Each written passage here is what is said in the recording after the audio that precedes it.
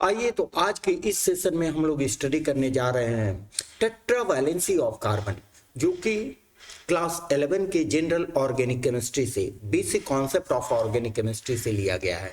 Very very important topic it is. आप carbon organic chemistry के जितने भी कंपाउंड्स पढ़ेंगे, जितने भी कॉन्सेप्ट पढ़ेंगे, उसमें सबसे पहले आपको टेट्रावैलेंसी ऑफ कार्बन के बारे में जानकारी होनी चाहिए। तो चलिए शुरू करते हैं tetravalency of carbon. Tetravalency of carbon का मतलब क्या होता है? That means carbon possesses 4 valence electrons which can directly bonded with another atoms। तो हम पहले ये देख लें, यहां पर हम बिल्कुल कॉम्प्रिहेंसिव वे में आज स्टडी करने जा रहे हैं टेट्रावैलेंसी ऑफ कार्बन, जिसमें हम आपको कार्बन के ground state, excited state, carbon के हाइब्रिडाइजेशन और उससे रिलेटेड जितने भी डायग्राम्स हैं, ग्राफिकल रिप्रेजेंटेशंस हैं, सबके बारे में हम लोग स्टडी करेंगे। तो शुरू से अंत तक वीडियो को आप जरूर देखें। यहां देखें कि कार्बन एक नॉन मेटल है। कार्बन एक नॉन मेटल है और आप जानते हो कि नॉन मेटल जेनरली क्या फॉर्म करते हैं? Forms covalent bond. Non metal forms covalent bonds, covalent bond form करते हैं और उनकी कोवैलेंसी, दैट मीन्स कि एक एटम दूसरे कितने एटम के से शेयर करेगा, वो डिपेंड करता है उस एटम के, दैट मीन्स कार्बन के वैलेंस सेल में, मीन्स आउटर मोस्ट सेल में प्रेजेंट टोटल अनपेयर्ड इलेक्ट्रॉन के ऊपर। ठीक है, तो यहां हम लोग लिख लें कि covalency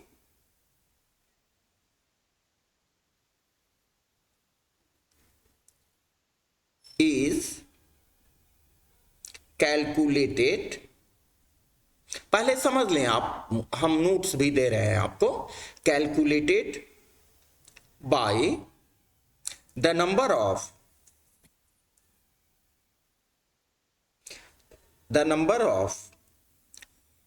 unpaired electrons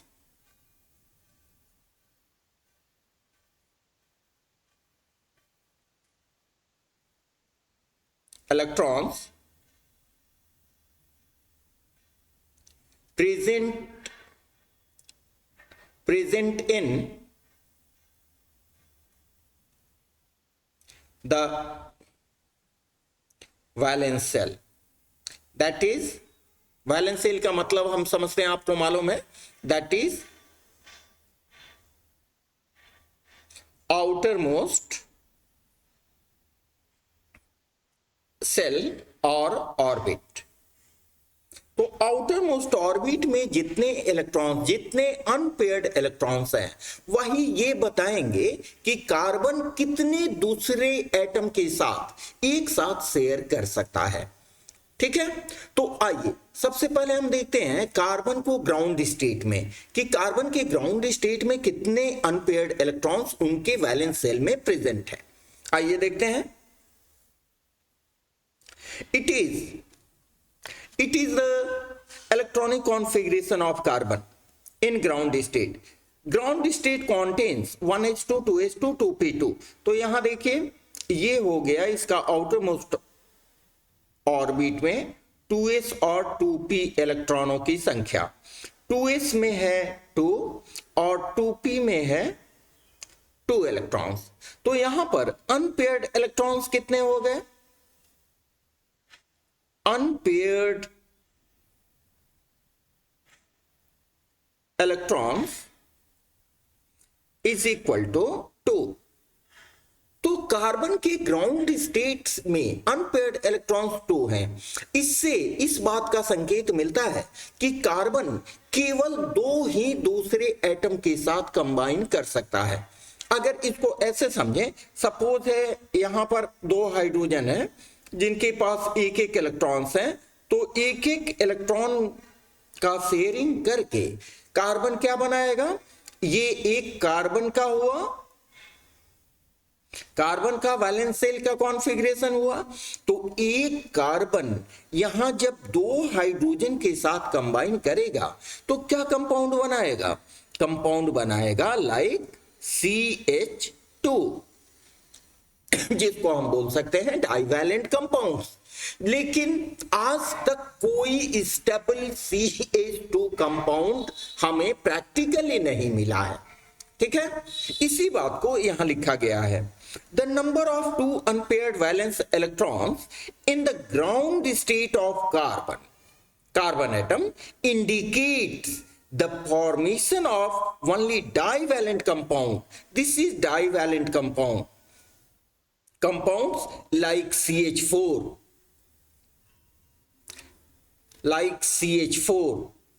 CCl4, etc.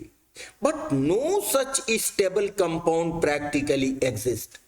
ये ऊपर के ग्राउंड स्टेट के कॉन्फ़िगरेशन से, जिसमें total number of unpaired electrons केवल 2 हैं, उससे यह संकेत मिलता है कि कार्बन दूसरे 2 ही एटम के साथ शेयर कर सकता है और डाइवैलेंट कंपाउंड का फॉर्मेशन कर सकता है। लेकिन प्रैक्टिकली हम देखें कि कोई डाइवैलेंट कंपाउंड एग्जिस्ट नहीं करता है। तब इस प्रॉब्लम को सॉल्व करने के लिए हमने दूसरे कॉन्सेप्ट का यूज किया, that is called excited state. देखिए यहां पर, the problem is solved by considering the concept of excited state of carbon atom. Carbon atom के एक्साइटेड स्टेट के कॉन्सेप्ट को यूज करके इस प्रॉब्लम को सॉल्व किया गया। तो एक्साइटेड स्टेट में कितने अनपेयर्ड इलेक्ट्रॉन्स होते हैं? एक्साइटेड स्टेट में 2s के एक इलेक्ट्रॉन माइग्रेट कर जाते हैं, मूव कर जाते हैं 2p लेवल में, जिसके कारण total number of unpaired electrons present in the valence shell becomes 4। देखिए, solved by considering the concept of excited state of carbon atom having 4 unpaired valence electrons to give the formation of tetravalent compounds like CH4, CCl4 as given below। इसमें होता क्या है कि 2s का एक electron 2p में चला जाता है। तो अब आपके पास क्या हो गया? देखिए, 2s में एक इलेक्ट्रॉन हो गया और 2p में 3 इलेक्ट्रॉन हो गए। 2p में 3 इलेक्ट्रॉन हो गए। ठीक है, इस तरह से हम देखते हैं कि कार्बन के वैलेंस शेल में total number of unpaired electrons अब 4 हो गया। यहां अनपेयर्ड इलेक्ट्रॉन्स जिसको n से रिप्रेजेंट करते हैं, ये हो गया यहां 4। अब कार्बन 4 दूसरे एटम के साथ आसानी से कंबाइन कर सकता है। देखिए यहां पर हर हाइड्रोजन एटम के पास एक इलेक्ट्रॉन है, तो वो एक इलेक्ट्रॉन यहां शेयर करेगा कार्बन से शेयर करके टेट्रावैलेंट कंपाउंड का फॉर्मेशन कर सकता है।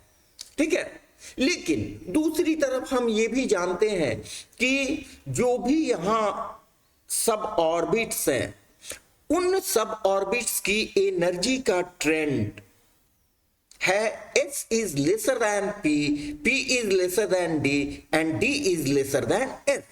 S की एनर्जी कम होती है P से और P की D से, D की F से। तो यहां पर जो बॉन्ड फॉर्मेशन होगा, आप देखो यहां जो बॉन्ड बनेगा वो बनेगा 2s और हाइड्रोजन का होता है 1s1 कॉन्फ़िगरेशन। तो यहां जो शेयरिंग होगा वो 2s और 1s के बीच, जबकि इन तीनों में जो इलेक्ट्रॉन का शेयरिंग होगा वो होगा 2p और 1s के बीच। तो बिल्कुल क्लियर है कि यहां पर जो बॉन्ड बनेगा वो कम एनर्जी वाले 2s ऑर्बिटल और 1s ऑर्बिटल के बीच, जबकि यहां पे जो बॉन्ड बनेगा वो कंपैरेटिवली हाई एनर्जी वाले 2p और 1s ऑर्बिटल के बीच बनना चाहिए। जिससे क्या होगा, जिससे जो पॉसिबल एक्सपेक्टेशन होगी, हमें आशा जो होगी कि टेट्रावैलेंट कंपाउंड में हमें डिफरेंट टाइप्स के बॉन्ड होने चाहिए। इस तरह से जो कंपाउंड बनेगा उसमें डिफरेंट टाइप्स के बॉन्ड्स होने चाहिए। इसको हमने यहां देखिए लिखा है clearly, different bond lengths with different bond strength. इसका डिफरेंट बॉन्ड लेंथ होना चाहिए और इससे बॉन्ड लेंथ डिफरेंट होगा तो बॉन्ड स्ट्रेंथ भी डिफरेंट होना चाहिए। Should exist corresponding to involvement of orbitals with different energies.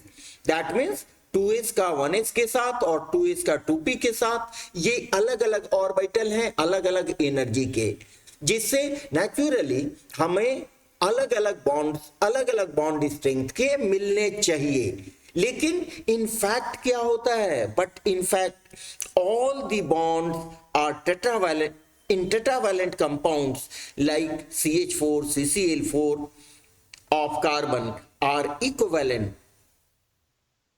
Carbon के प्रैक्टिकली देखा गया है कि कार्बन के जो भी चारों बॉन्ड हैं वो चारों बॉन्ड इक्विवेलेंट होते हैं। ठीक है, तो इस कॉन्सेप्ट को एक्सप्लेन करने के लिए for the explanation of this which The concept of hybridization was used। तो हमने देखा कि पहले हमारे पास ग्राउंड स्टेट में 2 अनपेयर्ड इलेक्ट्रॉन थे। ठीक है, तब हमने कॉन्सेप्ट लाया एक्साइटेड स्टेट का। एक्साइटेड स्टेट में क्या हुआ कि 2s के एक इलेक्ट्रॉन 2p लेवल में चले गए, जिससे total number of unpaired electrons हो गए 4, जिससे यहां पर टेट्रावैलेंट कंपाउंड का फॉर्मेशन हो सकता है। लेकिन ये इस बात को एक्सप्लेन नहीं करता है कि सभी जो CH बॉन्ड होंगे वो इक्विवेलेंट होंगे। यहां जो सभी CH बॉन्ड होंगे वो इक्विवेलेंट होंगे, ये इस बात यहां क्लियर नहीं हो रही है। ठीक है, तो इसके लिए हम लोगों ने हाइब्रिडाइजेशन का कॉन्सेप्ट इंट्रोड्यूस किया। शायद आप पढ़े होंगे हाइब्रिडाइजेशन, नहीं पढ़े होंगे तो हम नेक्स्ट कुछ वीडियो में ये कॉम्प्रिहेंसिव वे में मैं डाल दूंगा। अब देखिए hybridisation of carbon in tetravalent compounds. Tetravalent compounds में क्या हाइब्रिडाइजेशन ऑफ कार्बन होता है, तो पहले थोड़ा सा आपके मेमोराइजेशन के लिए मैं ये बता दूं कि व्हाट इज एक्चुअली हाइब्रिडाइजेशन। देखिए, the mixing up of different kinds and number of pure valence atomic orbitals। यहां हमने देखा 2s and 2p, तो प्योर डिफरेंट ऑर्बिटल्स हुए जिनकी डिफरेंट अलग अलग हुई, नंबर अलग अलग हुए। ठीक है, तो मिक्सिंग अप ये डिफरेंट काइंड्स के ऑर्बिटल डिफरेंट नंबर में, जिनके बीच एनर्जी का डिफरेंस बहुत कम हो। देखिए, having little difference of energy of an atom to produce entirely new orbitals of equivalent number, shape and energy is called hybridization। बात समझे, हम मिक्स करने जा रहे हैं डिफरेंट काइंड्स ऑफ ऑर्बिटल्स को। यहां 2s और 2p है, different kinds of orbital, different number of orbitals, s के 1 है, p के 3 हैं, जिनके बीच एनर्जी का, s और p के बीच एनर्जी का गैप बहुत कम होता है। इन सबों को हमने क्या किया, आपस में मिला दिया। जब कार्बन दूसरे एटम से कंबाइन करने जाता है, उससे पहले क्या करता है कि ये सभी ऑर्बिटल्स आपस में मिल जाते हैं। तो यहां 2s और 2p के केस में मेरे पास 4 ऑर्बिटल है, 2s के एक ऑर्बिटल और 2p के 3 ऑर्बिटल्स हैं। ये सभी चारों ऑर्बिटल्स आपस में मिक्स करके कितने इक्विवेलेंट नंबर, मींस जितने ऑर्बिटल मिक्स करते हैं उतनी ही संख्या में नए मिक्स्ड ऑर्बिटल्स, जिनको हम हाइब्रिड ऑर्बिटल्स कहते हैं, उतनी ही संख्या में हाइब्रिड ऑर्बिटल्स हमें मिलते हैं। तो जो मिक्सिंग के बाद हमें न्यू ऑर्बिटल्स मिलते हैं उनको हम कहते हैं हाइब्रिड ऑर्बिटल्स। अब ये हाइब्रिड ऑर्बिटल्स 3 डायमेंशनल स्पेस में 4 हाइब्रिड ऑर्बिटल्स मिलते हैं। तो चारों हाइब्रिड ऑर्बिटल्स 3 डायमेंशनल स्पेस में इस तरह ओरिएंट हो जाते हैं जिससे इन सबों के बीच मिनिमम रिपल्सन हो, और इस तरह से मिनिमम रिपल्सन होने के लिए जो पॉसिबल ज्योमेट्री होगी दैट विल बी टेट्राहेड्रल। देखिए, the newly formed orbitals are called hybrid orbitals, which get themselves oriented around the central metal atom with definite angle to provide required geometry to resulting molecule। ये 3 dimensional space में Orient हो जाते हैं। ठीक है, अगर यहां पर 4 ऑर्बिटल है तो 4 ऑर्बिटल का possible stability, maximum stability provide करने के लिए जो पॉसिबल स्ट्रक्चर होता है दैट विल बी टेट्राहेड्रल। ठीक है, तो ये तो हाइब्रिडाइजेशन के बारे में थोड़ा सा जानकारी दिया हमने, किसी विशेष वीडियो में आपको इसके बारे में बताऊंगा। अब देखिए कार्बन के केस में क्या होता है। कार्बन के केस में देखिए hybridisation of carbon in tetravalent compounds. Tetravalent compounds में कार्बन का हाइब्रिडाइजेशन क्या होता है? जब कार्बन किसी दूसरे एटम से कंबाइन करने जाता है उसके पहले ही कार्बन के जो आउटर मोस्ट ऑर्बिट के वैलेंस ऑर्बिटल्स होते हैं वो आपस में मिक्सअप कर लेते हैं, और मिक्सअप करके जितनी संख्या में वो मिक्स करेंगे उतनी ही संख्या में नए ऑर्बिटल्स का फॉर्मेशन करेंगे, और वो नए ऑर्बिटल्स का शेप, सबका शेप इक्विवेलेंट होगा। ठीक है, यहां देखें, before participating in the formation of tetravalent compounds all the 4 valence orbitals that means 2s and 2p, 2px, 2py and 2pz, ये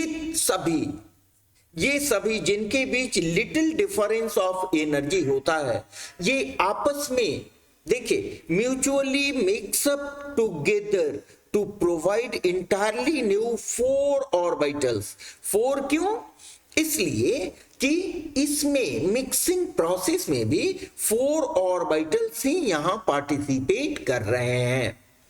ठीक है, और इसमें देखिए चूंकि 1s और 3p ऑर्बिटल पार्टिसिपेट कर रहे हैं तो जो नए ऑर्बिटल बनेंगे उसको हम कहेंगे sp3 hybrid orbital, sp3 hybrid orbitals. अब ये sp3 हाइब्रिड ऑर्बिटल्स टेट्राहेड्रॉन के 4 कॉर्नर्स पर ओरिएंट कर जाते हैं जिससे मिनिमम रिपल्सन और हायर स्टेबिलिटी CH4 मॉलिक्यूल को प्रोवाइड कर सके इन केस ऑफ CH4।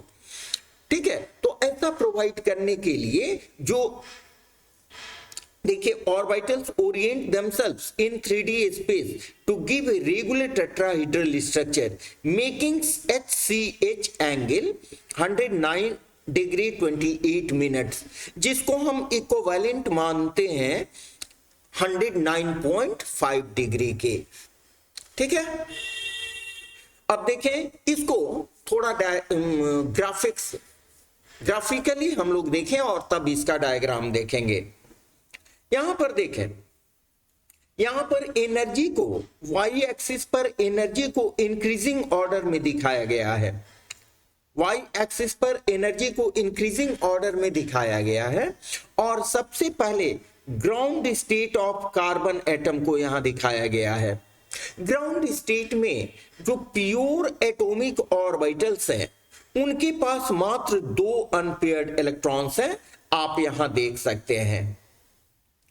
ठीक है, जब ये एक्साइटेड स्टेट में आता है तो 2s का एक इलेक्ट्रॉन 2p लेवल में चला जाता है, जिससे total number of unpaired electrons यहां देखिए 4 हो जाता है। n हम अनपेयर्ड इलेक्ट्रॉन के लिए यूज कर रहे हैं। Total number of unpaired electrons यहां 4 हो जाते हैं। तो ऐसी स्थिति में कार्बन 4 दूसरे एटम के साथ कंबाइन करने की स्थिति में आ जाता है। It is 4 unpaired electrons. देख रहे हैं, अब 4 अनपेयर्ड इलेक्ट्रॉन्स होने से हमारे पास प्रॉब्लम क्या आ रहा था कि सभी कार्बन के चारों जो बॉन्ड्स बनेंगे वो इस कॉन्सेप्ट के अनुसार इक्विवेलेंट, समान नहीं हो सकते हैं। तो उसको सॉल्व करने के लिए हम लोग कॉन्सेप्ट जो लाए कि ये चारों ऑर्बिटल, प्योर एटॉमिक ऑर्बिटल्स आपस में मिक्सअप कर जाते हैं।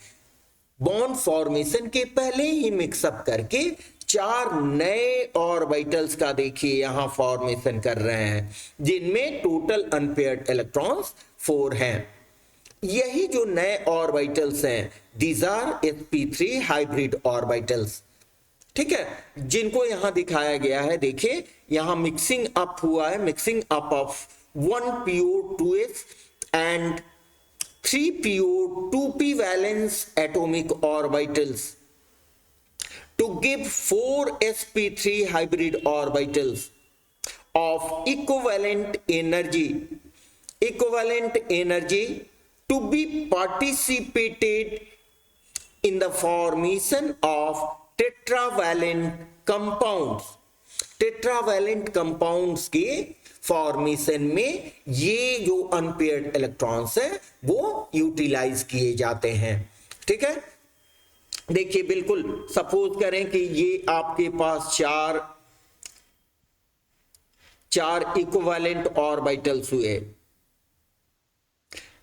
4 इक्विवेलेंट ऑर्बिटल्स हुए जिनमें अनपेयर्ड इलेक्ट्रॉन्स प्रेजेंट हैं। तो अब अगर हाइड्रोजन इससे कंबाइन करने जाएगा, हाइड्रोजन के पास एक इलेक्ट्रॉन मात्र होता है, तो ये आसानी से शेयरिंग कर लेगा इसके साथ। ठीक है, और ये सभी ऑर्बिटल चूंकि sp3 हाइब्रिड ऑर्बिटल्स हैं, sp3 हाइब्रिड ऑर्बिटल्स हैं जिनकी एनर्जी क्या है, एनर्जी सेम है। तो इससे ये कार्बन के ऑर्बिटल्स हुए और ये 4 हाइड्रोजन हुए, तो ये दोनों आपस में कंबाइन करके आसानी से CH4 का फॉर्मेशन कर लेंगे और इस मॉलिक्यूल में जो 4 बॉन्ड्स बनेंगे वो चारों बॉन्ड्स इक्विवेलेंट होंगे। ठीक है, आइए अब देखते हैं इनका डायग्रामेटिक रिप्रेजेंटेशन। यहां पर हमारे पास एस ऑर्बिटल का शेप होता है, एस ऑर्बिटल का शेप होता है, देखिए यहां स्फेरिकल जिसमें एक इलेक्ट्रॉन है, और यहां पर है 3 प्योर p एटॉमिक ऑर्बिटल्स। ये आपस में कंबाइन करके 4 sp3 हाइब्रिड ऑर्बिटल्स का फॉर्मेशन करते हैं।